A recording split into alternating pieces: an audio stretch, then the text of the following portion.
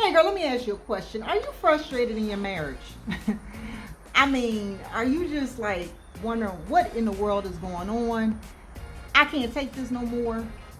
Well, before you make another step, before you do anything else, I want to talk to you and I want to give you the real deal on frustration. You know, when the average person thinks about frustration, they think about feeling annoyed or agitated due to a difficult situation or an obstacle. But when Christian wives who already feel disconnected with their husbands think about frustration, they're thinking of the struggles they have with creating open communication and honesty within the marriage.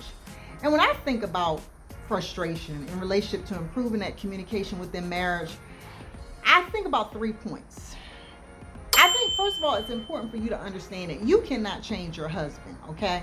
So consider that as I share these 3 points. Number one, I would encourage you to start with self-reflection. You know, sometimes that can be a difficult thing to do, but you have to ask yourself, why am I so frustrated? Are you approaching communication with your husband in an angry type position? Are you coming off as accusatory? Yeah, that's a real word, accusatory.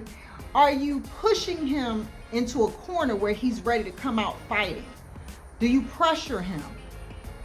How do you approach that communication? And if you are approaching him that way, do you have some unmet needs?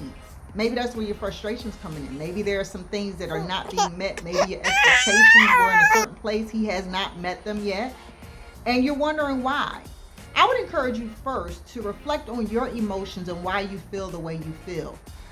By the way, before I go to point number 2, go ahead and click that like button if you like what you enjoyed so far, and subscribe to get more Christian marriage tips without all the drama. Number 2, practice active listening. Are you listening to your husband, or are you waiting for him to be finished so you can give your point? Child, let me tell you something.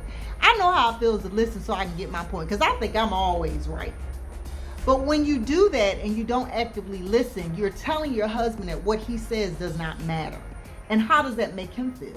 You know, let me just tell you something. By the way, your husband probably feels a little frustrated too. So you're not alone in the journey.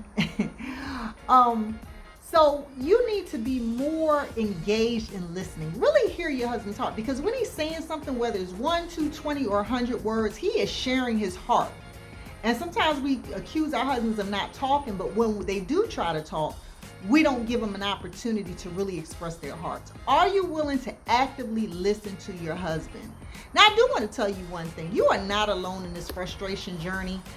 I've talked to many women who are frustrated for various reasons, various unmet expectations. I have been frustrated for various reasons, but I've learned to overcome that, and that has helped with me taking a self-reflection and also actively listening to see what my husband's thoughts and heart was really saying.